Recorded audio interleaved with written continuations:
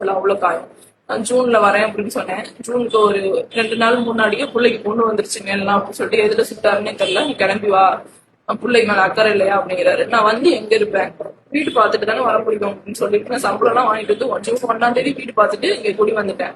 June 3ஆம் தேதி இது மாதிரி வந்து என்கிட்ட சண்டை போட்டு என்னைய வெட்டிட்டு சம்மந்தமே இல்லாத எப்போ உள்ள ஒரு வீடியோ தூக்கி போட்டு இப்போ வந்து அவர் மேல தப்பு இல்லாத மாதிரி காமிச்சுக்கிறாரு.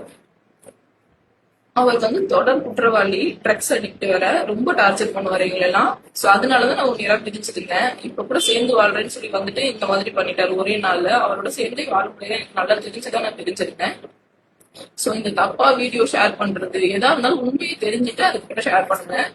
இல்ல வந்து உங்களுக்கு அவர் மேல அவ்வளவு அனுதாபம் இருந்தா என் சைடு என்ன நடந்திருக்கு எல்லாமே கேளுங்க. அவர் நல்ல நல்ல பையன் எல்லாம் கிடையாது. நீங்க வந்து அவருக்கு வந்து அனுதாபப்படுற அளவுக்கு இவ்வளவு பண்ணிட்டு நம்ம மாட்டிக்க கூடாது அப்படிங்கிறதுக்காக எப்போ 2 வருஷத்துக்கு முன்னாடி உள்ள வீடு போய் இதோட மேட்ச் பண்ணி அவரு இந்த மாதிரி பண்ணிட்டு போயிட்டாரு. இந்த விஷயம் ரிலேட்டடா நான் லாஸ்ட் இயரே கம்ப்ளைண்ட் கொடுத்திருந்தேன். போன ஆட்சியில அவர் வந்து ஆட்சியோட அதிகாரத்துல அவங்க ஃப்ரெண்ட் சர்க்கிள வச்சுட்டு இதுல இருந்து எந்த ஒரு நடவடிக்கையுமே அவருக்காக கணவர் பக்கம் எடுக்கவே இல்லை.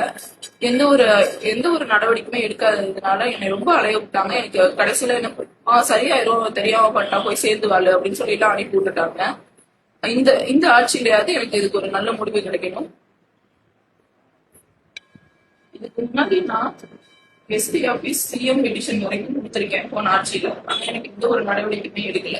சோ இந்த ஆட்சியில எனக்கு நடவடிக்கை எடுக்கணும். இது பத்தி இந்த தப்பா பரவிட்டு இருக்குது எல்லாத்துக்குமே வந்து